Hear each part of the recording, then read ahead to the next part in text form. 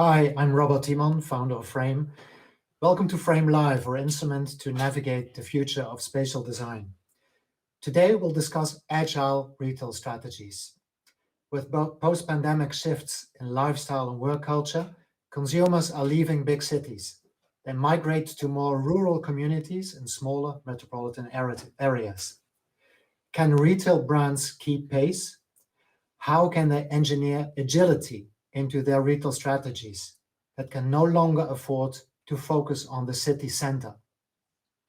We've asked 3 experts for their view on the subject matter, and I'm very happy to introduce to you T. Michael and Alexander Helle and Sean Perrin. Sean Perrin is the CMO, the Chief Marketing Officer at Ace Tate. He joined in 2019, and he's responsible for crafting the brand's mission, vision, and values. Established in 2013 as a digital-first brand, Ace Tate, an eyewear brand, currently is an omni-channel company with more than 70 stores across 10 countries in Europe.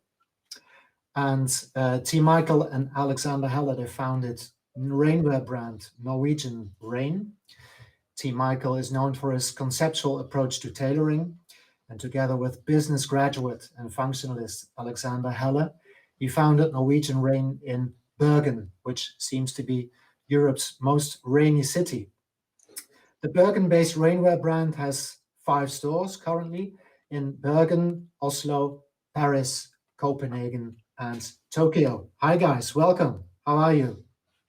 Very well, Hello. thank you. Yeah, hello. So I briefly introduced you, but Alexander and T. Michael, please tell us a little bit more about your brand. When did you found it, and what is it all about? What's the essence of Norwegian Rain? Well, we came together about 13 years ago with the sole purpose of finding a solution to the city that we lived in. It's a small city on the west coast of Norway called Bergen. It rains 2 out of 3 days. So practically what we wanted to do was to create rain gear, rainwear, with a sartorial background, which of course was because I'm a tailor, and to make sure there was no compromises when it came to stylistic preferences and functionality. So practically what we do is we make raincoats. All you have to do is get one of those. Don't think about the weather because we've thought about everything else. And you currently have 5 retail stores, right? Yeah, so we have one in Tokyo, Paris, Oslo, a new one in Copenhagen, and here in Bergen, where we are. Okay, thank you guys. Speak to you more soon. Sean? Hello. Hi, Sean. You joined Ace Tate about 2 years ago. Ace Tate is a play on the word acetate. I think that was the main material that the eyewear of the brand was made of in the beginning. Now that's no longer the case, but I think it's founded some 7-8 years ago, but since then it has really grown very fast. So what's happened with Ace Tate? What is it about? Well, thank you for the introduction. I think you already kind of teed it up there. Ace Tate started around 2013, and indeed as a digital-first organization. And we deal in the world of eyewear, which is both a style accessory, something that people love to choose and wear to express themselves, but also a medical device. And we found at the time that the combination of those 2 things in the traditional eyewear industry led to a lot of intransparencies in the market. And the vision for Ace Tate was about really owning the entire cycle and the product creation, distribution, and retail for eyewear and style to give customers great choice, great product with transparent prices, and to allow us to really be able to control that value chain to give the best service to our customers. As you mentioned earlier, also our mindset is very much digital first, but eyewear is a very important item. First, you need to select the frames to fit your face, but also you will need an eye test at some point. So we moved rapidly into the retail space, as of course you're familiar. And for the past years, as we've been expanding our real retail footprint, we've been tweaking and playing and toying with the interplay between online and offline to create a holistic omnichannel experience for our customers. And we'll be speaking more about that soon. Bergen, guys, the rainiest city of Europe, and then the rainiest city of Europe in a pandemic. What are the implications of that for your Bergen-based store? Well, I remember 12th of March, we got the message that Norway is closing down. We just came from our shop in Paris 3 days before from a mid-concert with Yasara, and kind of we're full of everything good in life, and then boom, we were smacked into reality, and the pandemic was a fact. So yeah, it was quite a bit surprising for all of us, even though we had some clues in the news.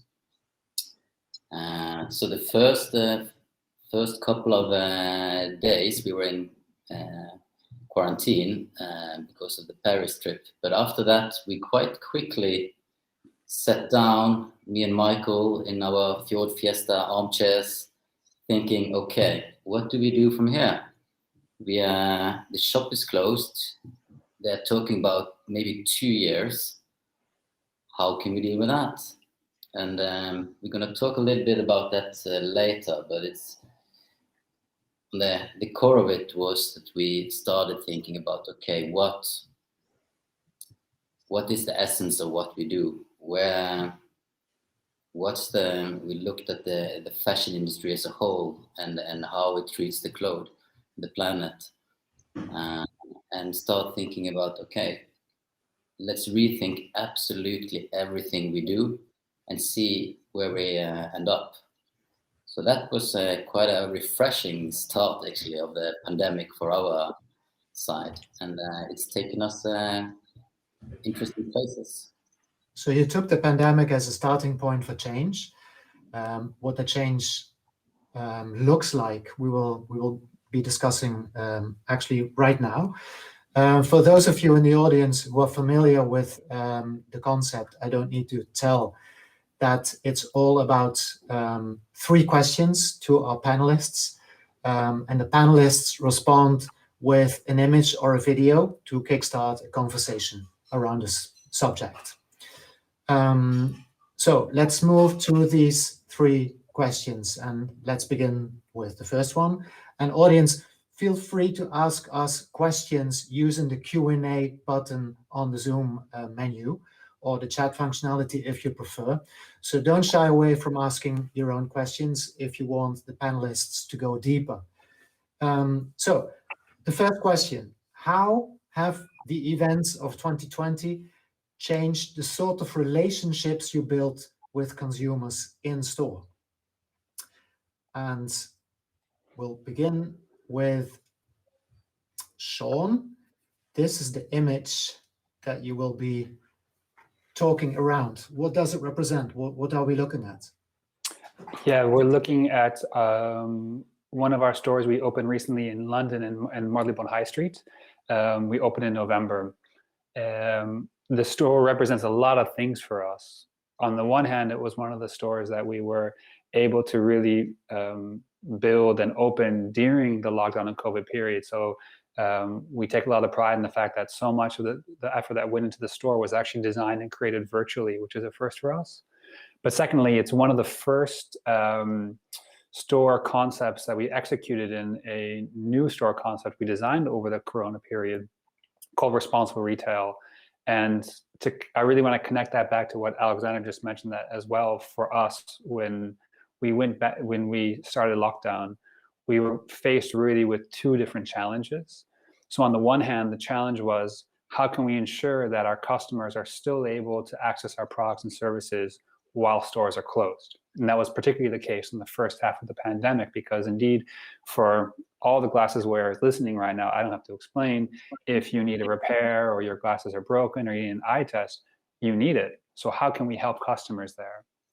On the other hand, we've grown so rapidly over the last few years, and we've had a very rapid retail rollout in place, that 2020 gave us a pause to stop, similar to what Alexander mentioned, and kind of rethink a little bit about what retail means for us. And one of the things that we've spent a lot of time in the last 2 years talking about is how can we extremely limit the impact that we have on the planet as a brand? How can we take full responsibility for the things we put out there and make sure that we're not screwing up the planet as we deliver our products and services? And the retail design team here spent a lot of time in creating what's called our new responsible retail concept. That's what we're looking at in store. So typically, as I think a lot of the listeners know, when you are building stores and expanding stores, a lot of work goes into just making the footprint of a storefront usable to build your store. You have to do a lot to tweak with the materials that are in place. And some of the things that are actually the most harmful are the fact that you are breaking down, tearing things up, and then building things to spec. And a lot of those things, when you're finished with the store, you can't do anything with them. So we really approached the retail design differently. And we said, listen, how can we create a modular system where we can go into a space that we feel has an opportunity to become a store for us? And instead of trying to block and hide and repair maybe some of the imperfections of that space, actually let those imperfections shine, and over them place a modular system, which is what you see here with a lot of the units and fixtures, that we can scale up and scale down, but we can also take out and move somewhere else. That allows us to be able to create a much more of a responsive and responsible experience for our retail, retail and store. And this, for us, is a bit of the first step in our exploration as we start to think about what retail means for us as a brand and for the customer experience over the next 3, 4, 5 years. I know we'll talk about it, of course, later in this conversation as well. But of course, how people engage with retail storefronts are very different. We want to make sure that when customers come to our store and make that decision to shop with us in real life, not only are they still getting great service and they're feeling hygienic, safe, but also that the brand values really come to life. So responsibility and sustainability was a real key part of how we designed this the store concept. And next to that, the boldness and the freshness that we always try to put into our creative designs. This responsible retail concept has now been rolled out over 4 stores. And each store looks unique, but what's exciting is that the uniqueness is contrasting with the fact that we have a unit that can scale up and scale down, so that you know it's Ace and Tate, but also the space breathes through that.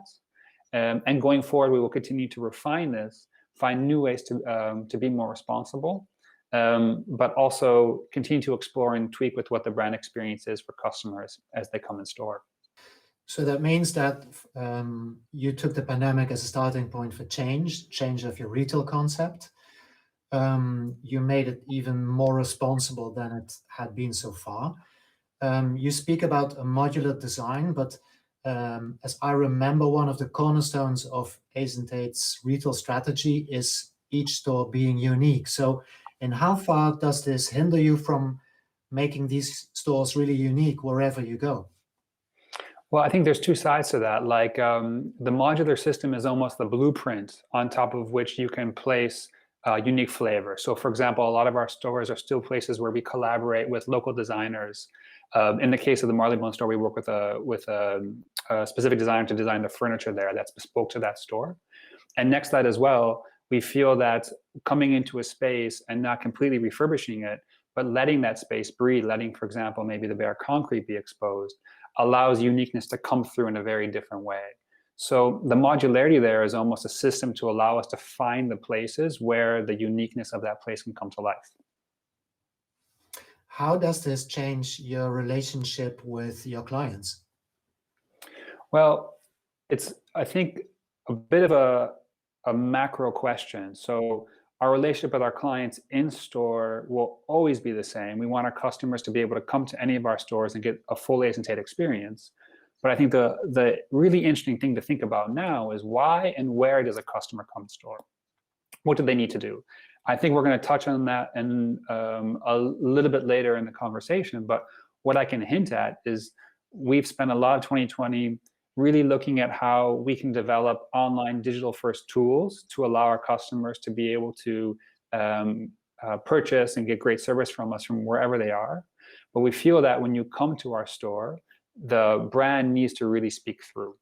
And that's something that's coming across in the designs that you see here and in the products that we put on display. But it's really for us about the interplay between online and offline. So in fact, the functionalities of this store are not different than the functionalities of previous stores. By no means. Everything that's we always offer, from the eye test to the store shopping experience to the full collection, is there. But what's quite nice about it is that we can scale it up and down depending on the location and where we go. Okay, thank you, Sean. Alexander and T. Michael, same question to you. How have the events of 2020 changed the sort of relationships you built with consumers in store? 直すのは楽しいよね。直るものがたくさんあるし、直さないで捨てちゃえばそれで終わりだけど、自分で努力して直せばまた同じものが使えるという。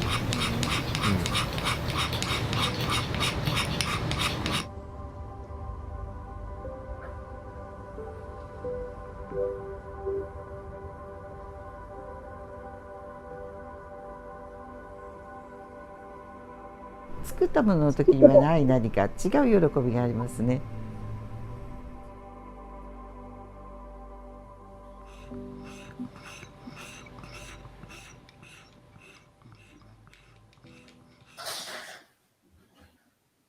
無から有を作るっていうのと、すでにあるものを修復するっていうのは別のことなんで、制約の枠があるっていう面白さも金継ぎにはある。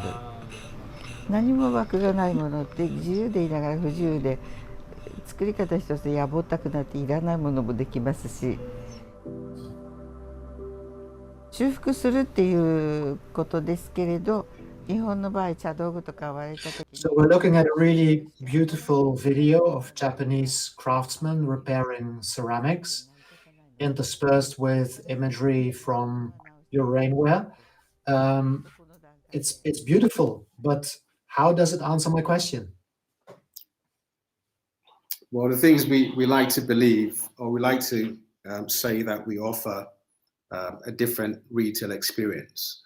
And by saying that, we like people to come to our space, to our stores, and experience the interaction between ourselves, our family, the people that work in the store, and the products. Now, coming back to this video, it's a video of an art called Kinsugi, which is practically repairing broken pieces of teacups, china, or whatever it may be. And the whole idea is to take something that's broken and expand or add an extra value to it. In the same way, we think it has a lot to do with recycling and upcycling, and something called motanai, which is also a Japanese phrase, which is the art of not being wasteful.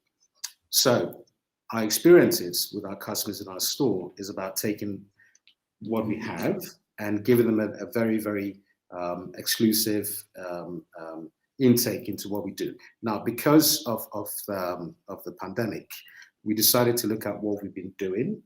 We've been taking a look at our stocks, and we've been looking at the fact that there's overconsumption, overproduction, there's too much stock in the warehouse.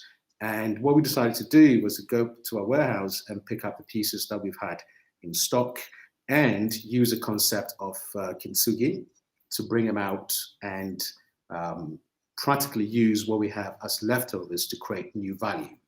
Now, because of this, we're able to reduce our stock levels, at the same time giving the customer a better experience in the store, looking at pieces that they wouldn't normally have. Now, these pieces are limited numbers, and practically what they do is they open up, and as we call them, conversation pieces. You start engaging with the customers, and they will tell you about what they feel about it. We explain a little bit more about what we do, and we feel that gives us a little bit more we can explain to our customers what we do, our eco approach, our sustainability approach, by showing them actually what we do without just pointing out to empty words and empty phrases.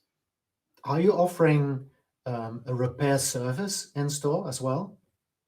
We always do that. I mean, every time people get a product from us, they can always come back and bring it back to us, and we can seal them to make them waterproof if it happens to leak, which doesn't happen at all. But we do that. We change the patterns. We practically do everything we can to continue that lovely experience with the customer after they bought the product. We don't leave them alone.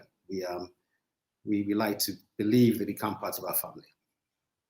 So you created a new product out of existing products, so to say, and you put that on the market. But this is, of course, telling a story about your brand. Same story, basically, as the Ace Tate story, that you are a responsible brand, that you have a sustainable approach to manufacturing and retailing. But is that completely new to the brand, or was it already there? Well, So what was already there was, when we started out, it was tailoring and high-tech functionality mixed together. Now, as everyone knows, tailoring is all about sustainability. You go into a tailor, you order your garments, and it's made for you. And if it's made right, you are going to have those garments for a very long period of time, and there's no waste at all. So practically, we went in thinking about how can we fuse that way of working with mass production, because obviously, if we're going to reach a bigger market, we cannot bespoke make every piece of raincoat. So a little bit of tailoring, a little bit of mass production, but at the same time keeping it very, very controlled with a sustainable idea with recycled fabrics, choosing every part of our production or retailing line to make sure it fits with our original plan of not leaving a negative footprint. And obviously, it will be paradoxical if we make raincoats that actually destroy the elements than protect you from them. So if I understand you and Sean well, both of the brands have responded to the pandemic with a rethink about the brand's responsibility, especially when it comes to being sustainable or not. How come? How did the pandemic make you think into that direction? It's quite remarkable that both brands, and they're completely different in different industries, different countries, different size, come up with the same answer. I mean, what I could say is, when you are locked up inside and you start reflecting on everything else you've been doing, it takes you back to the most basic form where, there's empathy, there's responsibility. So you start looking further than just, running the business, which you normally do when things are in a fast pace. But when it slows down, you've got time to reflect, you have time to analyze what you have and probably to think different. And this is what this is one of the beautiful things about, if one can say that, about what happened during the pandemic, because we really had to challenge ourselves and do better than we did before. It feels good to know years down the line that, a year down the line, that other people, other brands are thinking the same, because it's all about a movement. It's not just about one single person working from a single space to create a bigger impact. In recent years, our understanding has always been that being more sustainable, is more costly. Do you share that feeling? Do you share that sentiment? Not in this way we've been working, because in a way we've sort of gone back into our stock, which has been dormant for so long, and we've sort of revived them. And just by going there and using this dormant stock, we are creating new value, which the customers also appreciate. And so, in a way, it's not about spending more money, but it's about analyzing the situation and trying to get to grips with really what solutions are needed. I also want to add to that when people saying that sustainability, it's expensive and it increases the prices, they get very aggressive because the fashion industry today, they are allowed to price their goods without thinking about the planet. you know, and you have to see the whole thing as one value. And when you don't do it, then it happens what happened. The industrialization and the capital world go out of hand. Short-term profits,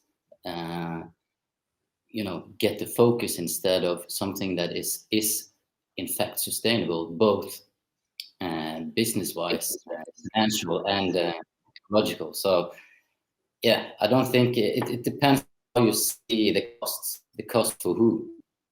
If I could add to that too, I think maybe to kind of echo what Team Michael and Alexander I think said really well. The pandemic does, I think, give all of us pause in different ways to think about what is human impact question. What is that? What does that mean for us? And for Ace Tate's perspective, we've been really looking at sustainability and responsibility for the last, I think, about 3 years, like very seriously, and saying, how can we become leaders in this in our industry? But when it came to retail expansion, really, the pace of growth meant that we had to make incremental gains there and not stop and rethink the whole thing. And that's really what the pandemic gave us the opportunity to do on that side. But to be honest, it currently is in some places more expensive to do it. It's a harder thing to do because you are operating within an industry that works a certain way. So indeed, when it comes to, say, building a store, it's actually easier to go in, rip everything out, put in what you want, and then throw it away when you're done with it. And that's changing, which is really exciting, but it takes work. You have to really think about the entire process and analyze every step and think about how you can do it differently and make decisions to take responsibility about it. But I'm quite excited also when I hear the stories from Alexander and Team Michael's side that there are a lot of brands are taking this seriously because it's something that, on the one hand, I think customers are more and more demanding and expecting from brands. But on the other hand, it has to become very soon an entry point for brands. It has to become something that we all think about if we want to actually give this planet to the next generation. And are the customers paying for that? You say it's more expensive, but I haven't raised our prices, no. Okay. Well, thanks, guys. Let's move over to question number 2. And that is, what are the challenges of adapting your offer to a customer base that is swapping urban centers for more local and digital shopping experiences? So the pandemic also implicated that people left cities and went less into city centers. So what does that mean for your relationship with them? Welcome to the Ace Tate Guide to Inserting Context. First, thoroughly wash and dry your hands. Lightly press your index finger on the lens to pick it up. Look straight and lift your eyelid. Gently place the contact onto your eye. Wiggle your eye to center the lens and blink. Now, repeat for your other eye. Speaks pretty much for itself, Sean, but over to me. feel free to add. Yeah, sure. Ace Tate contact lenses. So we launched contact lenses last month, and like the responsibility concept, the responsible retail concept, this is something that we developed entirely during the pandemic, and it's probably the biggest brand launch that Ace Tate has done since the beginning of the organization. But I think what's interesting about this is where the insight came for us to expand into a new category and to move from being just, let's say, an eyewear brand to a real eye care brand. And that has very much to do with behaviors of how we've seen our customers over the last year, connected to where they shop and how they engage with brands. So to connect this back to your question, we see that as our customers are moving into different locations, they are looking for brands to offer them wider services and services that are also helping them with their overall well-being. Next to contact lenses, I think we all know we've spent so much time over the last year also on our screens, like right now, and that's led to things like eye fatigue and tiredness and headaches. Anecdotally, it's one of the biggest questions that our opticians are asked during an eye test, like how is working on the screen all day affecting my eyes? And that's been a space for us also to really think more from a care perspective. So we've been rolling out, now here you have Ace Tate Contacts, which is a daily contact that we now offer available online. We are rolling out very soon eye drops as well to keep your eyes hydrated and moisturized during the day. And we also offer other services like blue light filter services that allow you to block out the blue light that comes from the screens that you're engaging with all days, which many people find soothes them as they're working. And all this really comes from this, let's say, the response to how people are now living their lives, which is remotely, behind screens, and much more needing to think about convenience in a very different way. Next to that, I think what's really been exciting for us is because we started as a digital brand first, we were thinking about, from the very beginning, about tools to allow our customers to experience and engage with us from wherever they are. And that's a little bit what omnichannel really means, right? It's about being available for customers anywhere. There's some simple things that I think are actually sometimes not really talked about, but are quite interesting. So for example, over a large part of the lockdown period, because we're a medical provider, we're still open for people to come in certain locations to do things like, say, repairs and eye tests. Because if you need it, you need it. What we saw there, of course, was that if you're purchasing a pair of glasses, maybe you need a new pair, maybe your pair is broken, instead of coming back the next day to pick them up because you work around the corner, maybe you're going back home to wherever that might be. And we saw a big increase of people actually placing orders in their store when they're getting service, but actually asking for us to ship that directly to their homes. And that sounds like a fairly simple thing to do, but logistically, it's a very different approach. And it's something that we were able to facilitate very easy because it's a part of our system. But next to that, we've been trying to create other tools next to these new products that our customers can use online to actually check and see, do they need an eye test? So we have what's called a prescription service, a prescription checker available in some markets online. You can go in, download an app, and you use the app to screen your glasses, and it gives you a few steps to take a test, and it can tell you whether or not your prescription is still valid. If so, it's easy for you to select some frames online because with Ace Tate, your prescription is already saved in your account, or whether you do need, in fact, come into our stores and take an eye test. So really the shift in customers for needing, becoming much more concerned about their eyes, and coupled with, exactly like you said, let's call this to some extent, the de-urbanization, means that we are now looking to find other tools and services to be able to give customers good service online, and also be able to provide them a wider range of products so that they are able to conveniently access all the things that they need to keep their eyes healthy and happy. Very so clear, Sean. There's a lot. It's a fascinating time. There's so many things to talk about, but yeah. That's it for now. No. So you went into service and care and also made that approachable and available online. That's basically what it comes down to. And that seems to be a very sensible approach. If I can, by the way, add one other thing to that, as a great example, I think, of where the two things transition. We also we started to combine our virtual try-on service. So it's a place where you try online glasses. We'll talk about in a little bit. And we implemented what's called a wish list, so that you can save in your account all the glasses that you really like. So when you do finally come to a store and you make an appointment with us, instead of starting from scratch, you've got your list of your favorite frames available that you can try them and try them on there. And I think that's another really exciting example of where we're toying with trying to blur the lines between online and offline service. So when you do come in store, that experience is more directed, it's more efficient for you, but also is there to perhaps finish a purchase that you already started online. How do you innovate as a company? I mean, do you copy ideas by others? Do you have brainstorm sessions, all of that? What's your secret sauce to innovation? Oh man, is there a secret sauce?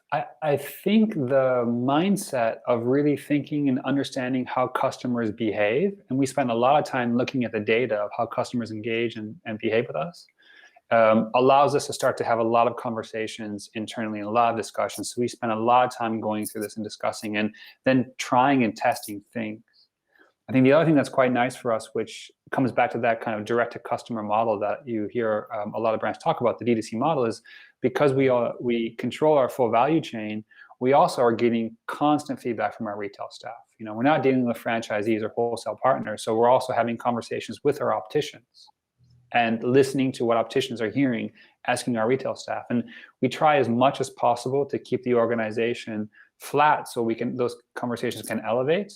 And then we just look to test and learn and iterate and try the things that work. And if they work, then we scale them. Thank you, Sean. Over to Alexander and Team Michael. So what are the challenges of adapting your offer to a customer base that is swapping urban centers for more local and digital shopping experiences? What are we looking at here? It's very intriguing. Yeah, I can keep you a little bit on hold for that picture for a little bit, but just to follow on from the previous question. So we have the Mutanai, and you know, another way of looking at Mutanai is getting the full value of something, and we kind of spun on that and start looking at, like Michael said, how can we utilize the fabric even better? How can we use the leftovers? We have fabrics on stock that has been stocking up, piling up. Can that create some new value? And we realized now, when we had time to really reflect on that by being smart and reflect more on how we do things, we can do things much better. It's very simple to just listen to the customers out there. They want something new, and then we buy something new, and then we are caught up in the classical fashion cycle in a way. But reevaluating all that, we came to the fact that, okay, we do have all these fabrics. We also have a lot of customers that wants to have unique pieces, and we realized with technology we can make an efficient way of customizing high-tech garments to the end client. And we're not sure if anyone in the high-tech business have done this before, because it's, the functional garment industry is very much adapted to the standardization and to scale up production, because it's a very expensive production. And this way is all about volumes. But we sat down with our factory, discussed how can we improve. Do you guys want to be along on this pilot project where we really try to create made to order for functional clothing? So, and they said yes.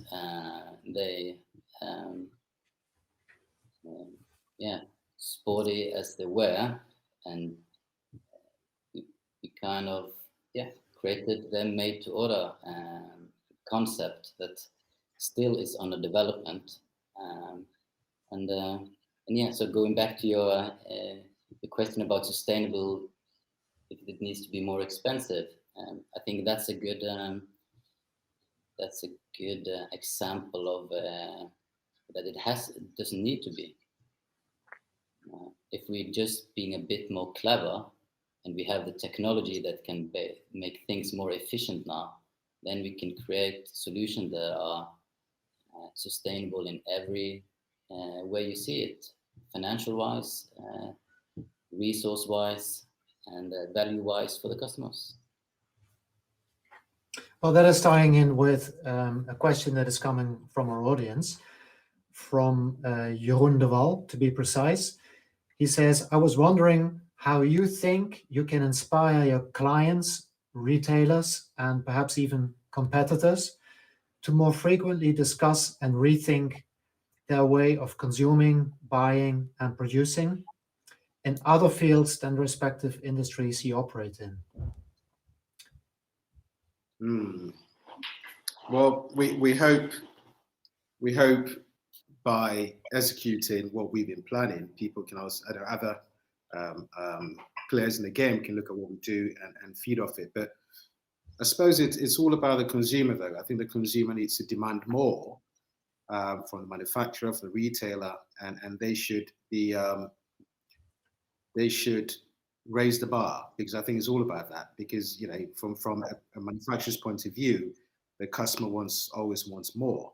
But I think if the customer tries to educate his retailer that we don't actually want more, we want better clothing and better produced garments, I think people adapt. I think the best way to do that is to refrain from just consuming and consuming with a little bit more of reflection. I think if the garments keep hanging in the store after the season is over, and it goes on for a bit, I think one would reduce the stock that is used. Sean, you agree? Well, I agree to the extent that the customer definitely does need to demand and more, but I think also one of the things that we've heard from Team Echo, from Alexander as well, is that brands need to take that step forward, as they were doing in the repair and the motenai concept. And we're a big believer in leading by action, right? So you really need to take a step out and do those things, lead by example. I think when it comes to brand responsibility in the future, and that's also why we use the word responsibility and not sustainability, is because we do feel that if we're going to put something into the world, we do need to take responsibility for what it is and what happens to it. We started last year an Eyewear recycle program called Reframe, which is available in our stores now, where customers can come and bring back their used frames, and where possible, we will refurbish them and sell them secondhand to a new home. And we feel that these are the kinds of examples where, as a brand, the customer should indeed demand, let's say, quality and sustainability in the same place. But as a brand, we want to keep the responsibility to ourselves, because we're making this stuff. So we want to put it out into the world in a way that really limits the impact as much as possible. And coming back also, I think, to the other question, I think there is just dialogue that needs to be had. Conversations like we're having today, where people from different industries, different backgrounds, can come and talk about what they're doing and actually have honest conversations about the challenges they're facing, because it's not always easy to think in a responsible way. As we talked about earlier, in some places you have to do a completely new design thinking to your approach and things. And in that place, actually, conversation, talking with other people, and getting inspiration is often the best way to find new ways to solve new challenges. So I find dialogue and leading by example, or let's say not necessarily leading per se, but taking action yourself, are two really important steps here. Thanks, Sean. Let's go to the last and third question. What role can technology play in helping you be more responsive to the needs of your customer base? The Ace Tate answer. Yes. So you were looking at a live demo of our, what we call VTO. It's our virtual try-on service that's available on desktop, on mobile at Ace Tate. So basically, you can come in, take a photo of, or let's say a video of your face moving, like Randy's doing this film, or I'm doing now. And then, you're not wearing glasses like me, try on virtually glasses from our collection. As you can see, we're still working on getting that temple part. There it is. But we're on our way. More important is the front side. It's an example of how technology can enable you to shop and experience and try things without having to come in store, for sure, doing it at your own convenience. We're working on new versions of this as well that will also be able to recommend to you different styles and colors and shapes depending on your face shape, to help you also create, to help you to find the right frame for you. But this all comes from going back to that digital first mentality about using the data that we have of our customers to give them the best experience. So I think the classic example with Ace Tate is simply that once you've taken an eye test with us and you purchase a pair of frames, your prescription is in your Ace Tate account. Of course, this is secure, no one else can see it but you. But it means that it's easier for you to come back and shop because you already have all your information and what you need in store. And in the case of, for example, virtual try-on, you know that this particular style works for you. Like, for example, the Robert we're wearing now, you can see how it would look if you try it in different colors, different materials. And that technology as an enabler to help you get a more personalized experience is really where we spend a lot of our time and effort in thinking about the next innovation, the next iteration, the next steps. So you're using technology to make the online experience more experiential and more personal. Is this technology, is that off-the-shelf technology, or did you develop that yourself? We work with external partners to develop it, but it's tweaked and tailored for Ace and Tate in specific ways. So it's a place where we will look for the best technology partner to develop the things we need. In a similar place is what I mentioned earlier when we develop things like tools to help you get to check if your prescription's available. We will work with third-party developers to be able to bring the best experience. So you're not going into developing that kind of technology yourself? Well, there is a large part of our organization that is on development, but there are certain specific capabilities that actually other people are doing better than us, and so we try to partner with them to make sure we give the best experience to our customers. Mm-hmm. Okay, thank you, Sean. And then this question for Alexander and T. Helle. So I'll repeat the question. What role can technology play in helping you be more responsive to the needs of your customer base? And then this is the image you supplied us with. What is it? A QR code for Yes. four? It's our new baby in Copenhagen. We opened up a new store in Copenhagen with the basic idea was to fuse in-store experiences with online savviness in a way. So what we did is we shrunk down the space of our stores. This is a compact store. It's practically between 15 to 20 square meters. And the whole concept is to choose certain pieces of collection, in this special case, 2 pieces for men, 2 for women, and 2 unisex pieces. Now, what we did is we created a video presentation, a digital presentation where you scan the hand tags and the garment is presented to you on your mobile phone.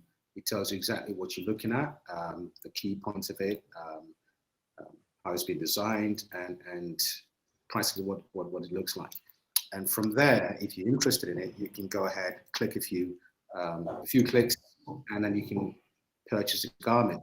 Now, this garment will be shipped out to you in 2 days at your door. This is practically our solution to trying to figure out how we can solve the problem where most of our customers are looking out to move to rural areas, to move out to decentralized areas. And in this way, they can get part of that in-store experience when they get to town, and when they get back home, they can have the garments ready for them. We tried it out. We are trying it out in Copenhagen. Obviously, it's been a little bit of a hurdle because there's been a lot of lockdowns since we opened up in September. So it's been a challenge. But anyway, it's our new baby, and we believe it's the future of retail. So what is your plan going forward, Alexander and T. Michael? Will you open up more of these compact stores around the world? Yeah, what I can thing is that what we do know is that 27% of all garments produced never finds a buyer. And that was kind of the philosophy of how we created these stores. That, okay, so basically looking at the fashion industry, how does it work? Well, shops 6 months ahead of a season, they're gambling on what the customers want and how much they want. And then they end up with a lot of overstock that meet nobody. And then we know that almost 3/5 of all produced garments in the world reaches the garbage within 1 year. this was a starting point for this concept. Okay, how can we skip stock in these stores? Can we create a small compact store that doesn't keep any stock? Then, if it's already produced somewhere, by having the technology on your phone, it can be ordered from where it is at the time and shipped home to the customer in 2 days.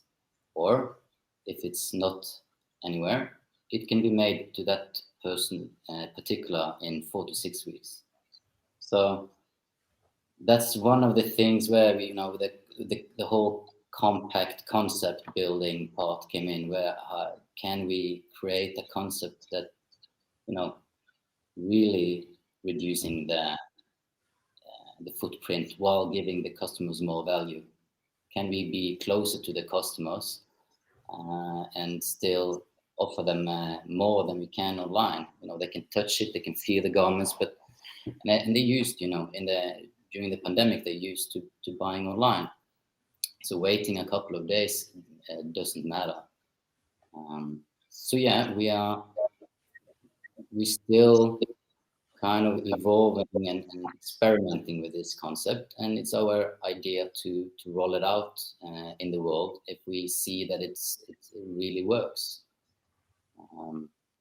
We really believe that if we can change the fashion industry to focus more on going back to the start, where something is being purchased before it's made, that's the way to go.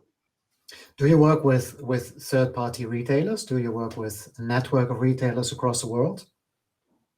Or do you only operate stores yourself? No. We do both. Yeah, we do both. We have stores around the world. Don't have the overview of countries and cities at the moment, but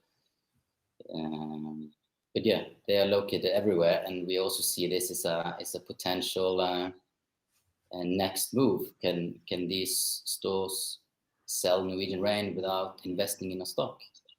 Yeah, so that is a known problem for retailers, that they have to invest in inventory that they might not sell. Yeah, in general, that's the biggest problem today. It's overproduction. We know that 80% of the footprint in a life cycle of a garment comes from production. So when we produce 27% too much, it's that's where we should aim to fix the problem first. And right now, through the pandemic, I guess every store in the whole world have more stock than it used to have. So both physically and the capital it's invested into that stock. So I guess it's up to all of us to try to come up with new solutions to how we can cater for that.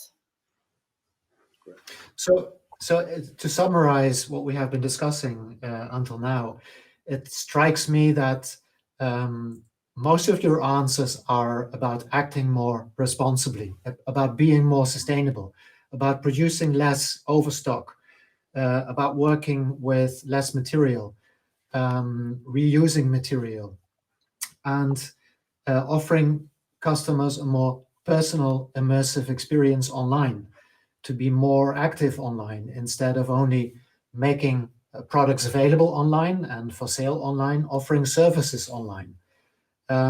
So to me, if we speak about agility in retail, the online bit, that's I got that. But this whole sustainability thing is quite surprising to me. Why so?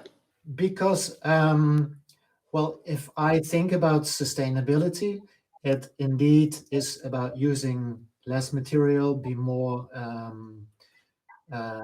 precise with picking material, and be more precise about how things are being made in store, but also the product itself. But that doesn't necessarily relate to being more agile, at least not in my thinking so far. But in that regard, you opened my eyes, and apparently to be more sustainable and to be more responsible is also to be more agile in a way. I think so. That is a really cool conclusion.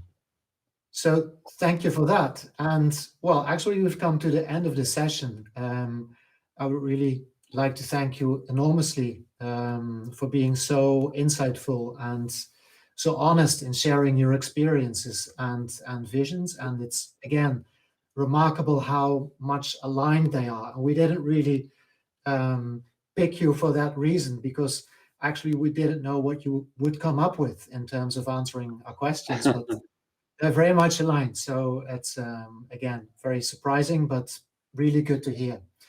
Audience, thank you for your time as well. Sean, Alexander, Team Michael, hope to see you back anytime soon in real life. And Sean, since you're based in Amsterdam, it could happen in one of your stores. Let's do it. Thank you, Robert. Thank you, Sean. Thank you both, Alexander and Team Michael. It's a pleasure. Thank you, Robert.